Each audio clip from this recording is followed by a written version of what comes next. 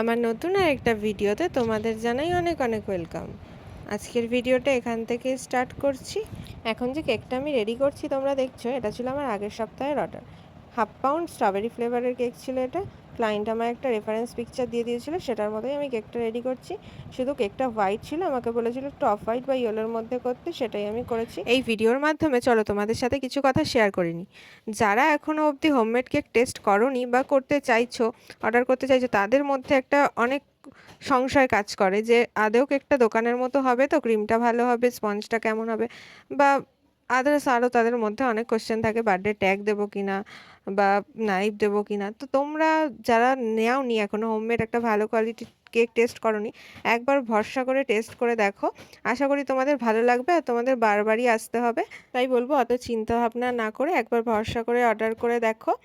আমি স্ক্রিনে আমার কন্ট্যাক্ট নাম্বার দিয়ে দিচ্ছি, এই নাম্বারে তোমরা হোয়াটসঅ্যাপ করতে পারো বা কল করেও নিতে পারো।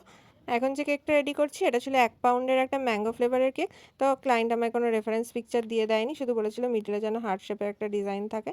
তো ক্রিম দিয়ে আমি একটা হার্ট বানিয়ে নিয়েছি। তো একই রকম দুটো কেকের ডিজাইন অনেকটা, তাই জন্য একই ভিডিওতে শেয়ার করলাম। ভালো লাগলে একটা লাইক কমেন্ট করে দিও, বন্ধুদের সাথে শেয়ার করো। Thanks for watching, bye. দেখা হবে নেক্সট কোনো ভিডিও।